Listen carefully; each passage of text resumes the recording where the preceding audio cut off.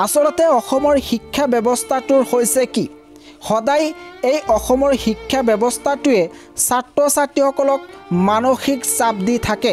Dear student welcome to my YouTube channel ইতিমধ্যে Assam state school education বোৰ্ডে 2026 বৰ্ষত হ'বলগীয়া হায়াৰ ছেকেণ্ডাৰী চূড়ান্ত পৰীক্ষাৰ বাবে মডেল কুৱেশ্যন পেপাৰ মুকলি কৰিছে কিন্তু এই মডেল প্ৰশ্ন কাকতত ইংৰাজী সাবজেক্টৰ মডেল প্ৰশ্ন কাকত নাই সেই কাৰণে ছাত্ৰ ছাত্ৰীসকলে প্ৰশ্ন কৰি আছে যে 2026 বৰ্ষত হ'বলগীয়া হায়াৰ ছেকেণ্ডাৰী চূড়ান্ত পৰীক্ষাৰ ইংৰাজী সাবজেক্টত এমচিকিউ থাকিবনে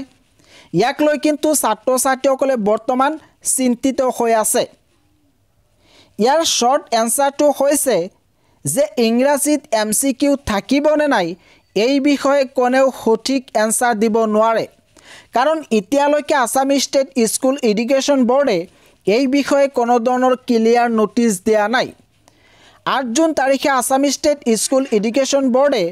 এই নোটিছখন দিছিল ইয়াতে কোৱা হৈছিল It is clarified that the board has no immediate plan to introduce OMR answer sheets in ACE's final examinations of 2026.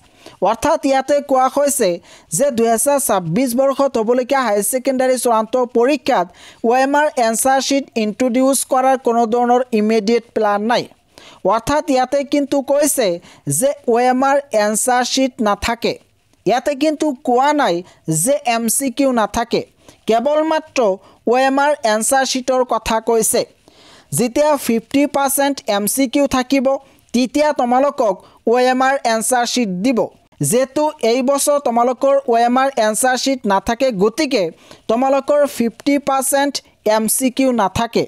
ইয়াৰ পৰিৱৰ্তে 5 পৰা 10 নম্বৰ এমচিকিউ থাকিব পাৰে যেটো ইয়াতে ক্লিয়াৰলি মেনশন কৰা নাই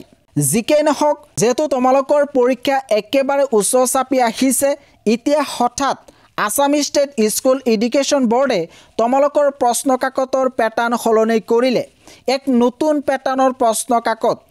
যোৱা বছৰ আসাম ষ্টেট স্কুল এডুকেশ্যন বোৰ্ডে কৈছিল যে 50% এমচিকিউ থাকিব কিন্তু এই বছৰ তেওঁলোকে কৈ আছে যে 50% এমচিকিউ নাথাকে অৰ্থাৎ OMR এনসাৰ শিট নাথাকে ইয়াতে কিন্তু তেওঁলোকে ক্লিয়াৰলি মেনশন কৰা নাছিল যে এমচিকিউ থাকিব নাইবা নাথাকে আসলতে অসমৰ শিক্ষা ব্যৱস্থাটোৰ হৈছে কি সদায় এই অসমৰ শিক্ষা ব্যৱস্থাটোৱে ছাত্ৰ ছাত্ৰীসকলক মানসিক চাপ দি থাকে যদি আপোনালোকে কিবা এটা চেঞ্জেছ কৰিব বিচাৰে কিবা নতুনত্ব আনিব বিচাৰে তেতিয়াহ'লে বছৰৰ ফাৰ্ষ্টত ছাত্ৰ ছাত্ৰীসকলক জনাই দিব এতিয়া পৰীক্ষালৈ মাজত মাত্ৰ কেইটামান মাহ আছে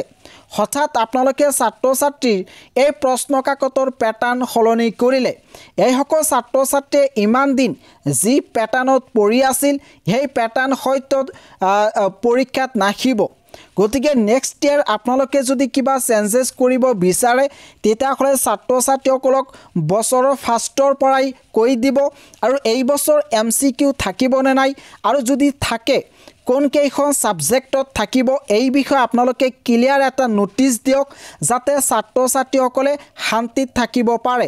ইয়াক লৈ কিন্তু বৰ্তমান ছাত্ৰ ছাত্ৰীসকলে ভালদৰে লিখা পঢ়া কৰিব পৰা নাই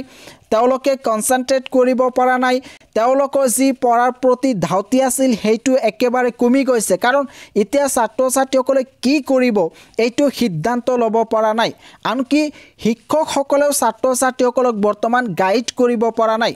গতিকে আপোনালোকে এই বছৰ কি সিদ্ধান্ত লৈছে ইয়াৰ এটা স্পষ্টীকৰণ ছাত্ৰ ছাত্ৰীসকলক দিব লাগে আসলতে এই বেটছৰ ছাত্ৰ ছাত্ৰীসকলক এক দুৰ্ভগীয়া এই সকল ছাত্ৰ ছাত্ৰীক কোৱা হৈছে এক্সপেৰিমেন্টাল বেটছ অৰ্থাৎ এই সকল ছাত্ৰ ছাত্ৰীয়ে যেটো ক্লাছত যায় হেইটো ক্লাছতেই নতুনত্ব আহে এই সকল ছাত্ৰ ছাত্ৰীয়ে যেতিয়া ক্লাছ 11ত আছিল অৰ্থাৎ এইচএস ফাৰ্ষ্ট ইয়াৰত আছিল তেওঁলোকৰ এমচিকিউ ইন্ট্ৰোডিউস কৰিলে অৰ্থাৎ এমচিকিউ থাকিলে প্ৰথমতে তেওঁলোকে ভাবিছিল যে এমচিকিউ নাথাকে কিন্তু পৰীক্ষাত তেওঁলোকৰ এমচিকিউ আহিল এইসকল ছাত্ৰ ছাত্ৰীয়ে এইচএছ ফাৰ্ষ্ট ইয়াৰ ভালদৰে দিব নোৱাৰিলে তেওঁলোকৰ প্ৰশ্ন কাকত ফাদিল হৈছিল যিকেই নহওক এইসকল ছাত্ৰ ছাত্ৰীয়ে যেতিয়া মেট্ৰিক পৰীক্ষা দি আছিল তেতিয়াও এইসকল ছাত্ৰ ছাত্ৰীয়ে কিন্তু বিপদত পৰিছিল প্ৰশ্ন কাকত বহুত টান আছিল এনেদৰে কিন্তু এইসকল ছাত্ৰ ছাত্ৰীক আপোনালোকে মানসিক চাপ দি আছে সকলোকে এটা অনুৰোধ জনাইছো এই ভিডিঅ'টো তোমালোকৰ বন্ধুবৰ্গ লগতে টিচাৰ লগতে হোৱাটছআপ ফেচবুকত শ্বেয়াৰ কৰি দিবা যাতে সকলোৱে এই বিষয়ে জানিব পাৰে